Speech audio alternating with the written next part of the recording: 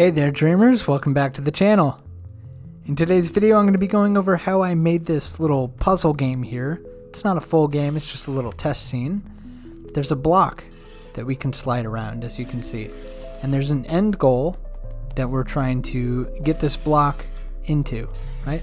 So we can move it around, and if it ever gets stuck we can press the touchpad and it resets it, right? And so the idea is we push this block around to find a path that allows us to get to the end goal, and once we're there we can move on to the next level. This is super simple, really not a lot going on here. There's only a couple little elements, so if you're interested in learning how I made this, stick around because I'm going over it right now. Alright, so to get started, let's just quickly get out a couple blocks and a puppet. So I'll get this block out, we'll make another one, and we'll get a puppet out. Let's go ahead and use this little guy. Okay, so I'll make this one white. This will be the one that we push around, and I'll give it a label of machine. This one I will make black, and this will be like our walls and the objects that we run into. So I'll go ahead and label that object, and there we go. Okay, and then in the player, let's just go ahead and set up a wireless transmitter for a button press. We could use wires if we want, but I'm just going to do this because it's easy. So I'll just label this use. This way we don't have to come back into this player chip for the rest of the tutorial. So the first thing we want to do is determine how we're going to get this block to move towards this and stop when it's next to it. The first instinct may be to use a mover like this and have it move towards the object, but it will pass through because this is not movable. So if we make it movable, then it'll work. However, there's going to be a bit of an issue, and at a slow speed there won't be an issue, so we can see it works pretty much perfectly. If the speed is too high, then we run into collision problems. You can turn the strength down and then it will work, but it's the same thing as turning the speed down, so if the speed is high then we have the same problem. So that's no good. One thing we can do instead of doing that is to use a tag. We'll just give it a label just so we can use a follower on our block to get it to move there. So let's say this is where we want the block to move. If we had a follower on here like so, and we move the gizmo into the center like that, and we have it go towards that tag G, then no matter what speed we set, this will always work, right? It works perfectly. So that's the route that I'm going to take with this. So in order to get this to be a little bit more scalable here in terms of our iteration, let's go ahead and move this tag into a microchip, and I'll do the same thing with the follower here. One thing to note here is that since it's following a tag, if there's one that's closer, it will go to the closer one, right? So if we have this one over here, the object will go to this tag because it's closer than the other one. So how can we get it to go to this tag, then once it's reached it, stop looking at this tag and look at the next closest one? So one thing we can do is we'll get out a laser scope. So we'll use a laser scope aimed at our object that we're sliding around. So we'll aim it this way and we'll have it look for the label of machine with X-ray off. The reason I do X-ray off is because if this block is in the way, then it shouldn't be able to see it, and if there's nothing in the way, then it should. So there, I'll move it to the left side so we can see it's on, meaning it sees this object. If something else is in the way, it shouldn't be able to see it.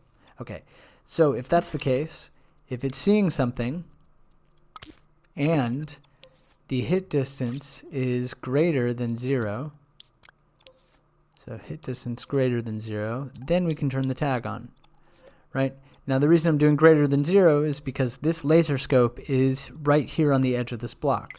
So once this block gets here, the distance is 0, right? Even though it's hitting something. So the distance we're getting back is 0, and that turns the tag off, right? So if we had another one of these, say here, for example, then it'll move to this one and then continue along and move to that one.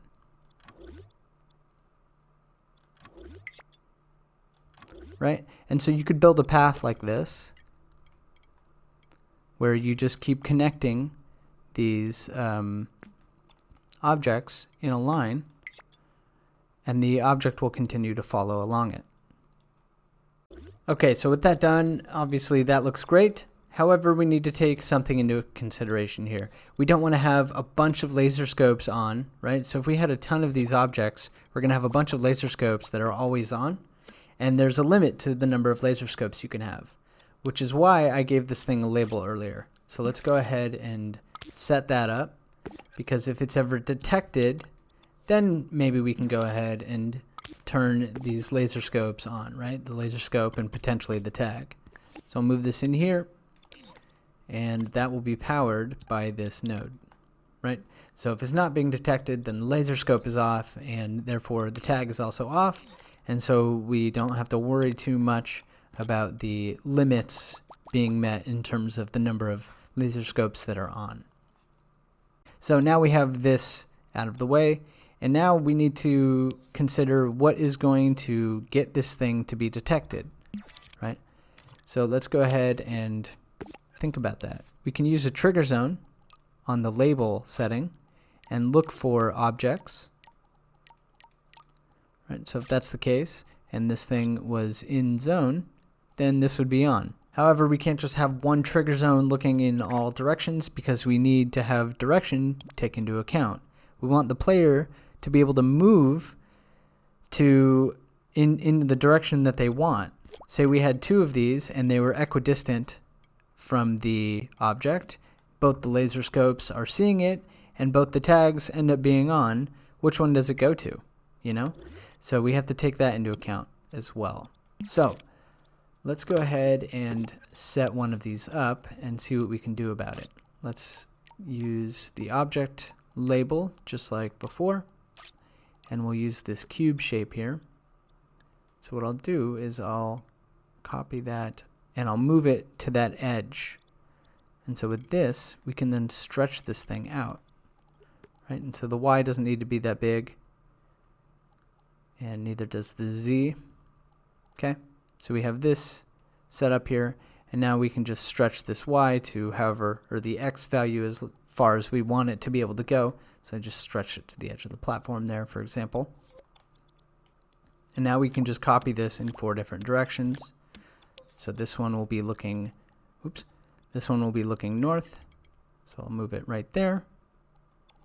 Okay, and this one will be over here on the left side. And this one will be facing this way, south, right? Okay, so now we have these 4 laser scopes looking in the different directions, and so that's what allows these to be on. Now we only want one of these to be on at a time, right? And we want to base it off where the player is. So if the player is here on the left side, then we want this trigger zone to be on, this one, right? Because if we're standing here, that means we want to push it forward. So there's a couple ways you could do that. You could put a tag in this object and subtract the player's tag and figure out where the player is in relation to this block that way, or we could just also use trigger zones that are set up on the opposite side. So if this is looking for possessed controller sensors, meaning our player, we can move that here, change that to a cube, and make this relatively small. Something like that, right? So this could detect the player, and that could turn on this trigger zone. So let's make it work like that. So if that trigger zone won't be on unless the player is in the area next to it. Now obviously there's an issue here, and that's caused by the player not being in the trigger zone on the left side anymore once it starts to move, right? So there's a bit of an issue there. Let me go ahead and lower the speed just a little bit, just so we can see it work a little bit better. So we can see it starts to move, but if the player is too far away, then it stops moving.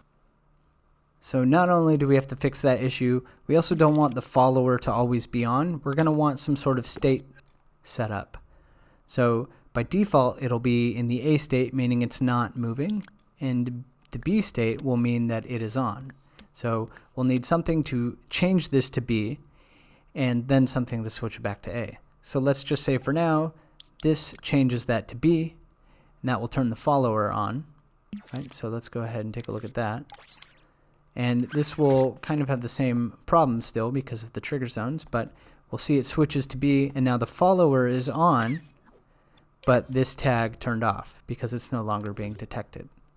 So one thing we can do to prevent this is, let's say we have a signal manipulator here, and we can plug that into the power. And this tag will freeze the signal manipulator when it's being detected. So this follower, when it turns on, does activate this keyframe, right? The tag output changes to a 1. So in this case, when the player moves into that area, I have to possess it, I suppose. When the player moves into that area, then this keyframe, or this tag, excuse me, stays on as long as the laser scope is greater than 0, right? So let's go ahead and move this out a little bit so we can see it maybe lasts a little bit longer here. So here we go. I'm going to turn it on, and we can see that that tag stays on as long as that laser scope is greater than 0, at which point this turns off and the signal manipulator becomes unfrozen, right? So that's a pretty decent solution, I think, to dealing with that. So it locks it into place, locks it on until it's done moving, right? At which point we'd want to switch back to the A state. So let's see how we can do that. Let's go ahead and rewind here. Since we're dealing with movement, one easy way around this is to use a movement sensor. And we'll say that whenever it's equal to 0, the overall velocity, then we can switch back to A, right? Now this won't work right out of the gate, and for a pretty simple reason. We can see if I move in. Oh, well, it does work there, so that's actually fine. However, check this out. If we then move the player back into this position, it switches to the B state because that trigger zone detected something, this one up here, right? We can see here that trigger zone is detecting. It then goes to the B state, and since this has been on the whole time, this isn't switching back to A. So obviously we need to add something in there to deal with that type of situation. So one thing we can do is get out a little timer here. And we'll go ahead and set this to a short time. And when it's full, or when the timer is filled, then we can turn on this calculator, right? So by default, now it's on, right? And so if we ever switch states, say we switch to B, then we can reset this timer. So for right now, let me just go ahead and do that. So we can see now, if I move into the area, that timer quickly reset, right? And so now here, it's in A, and if I go inside of that trigger zone, it switches to B, but that timer resets, which then allows for this calculator to send a new pulse, and it switches it back to A. Okay, so that's pretty cool. So we can use this technique. Let's go ahead and copy the rest of them. So I have these set up so that it's east, north, west, south. So this one would be down here. So let's go ahead and get a receiver out. And now this receiver doesn't need to be seen wide because the player will only be interacting with it if it falls within one of these trigger zones, right? So we can actually just leave the default setup here, and we'll switch this to use. Okay, and so when we press the square button, let me come into the test mode. We can see if I'm pressing square, nothing's happening, but if I'm inside here and I press square, we can see that wireless transmitter turn on. So that's great. So let's say that if we press square and one of these trigger zones is active, then we can go ahead and switch to the B state. Whoa, what happened there? Oh, I guess you can't do it backwards like that. Alright, so that will go in here and this will go in there. Let me change this back to 2. There we go. That will put us into the B state. Now this, when we press square, is when we can reset this timer. So now when we come into this area, it will only send in that direction if I get into the trigger zone and then I press square, at which point it switches back to A. And now again, if I press square, it tries to go to B, doesn't move anywhere, and then switches back to A. And now it's ready to be moved into a different direction. And now, believe it or not, this is it. This is all I did for that little test scene in terms of the mechanics of getting it to work. So let me go into that scene and we can take a look at what that looks like. So here we are in the little scene I made. Again, it's the same thing. I have a extra little text displayer here that shows the little square button. And when the movement is greater than 0, then it plays these sounds. Just little sliding sounds. You get the point. Anyways, and everything else is exactly the same. So here we can take a look. If I go into test mode, you can see the square button shows up when we're close, and when we press square, it goes in that direction. And now here's something that I needed to add here. We can see that there's 2 tags here, or 2 different elements actually. So if I back out, we can see this is just one object cloned. So it was this object, and I cloned it this way.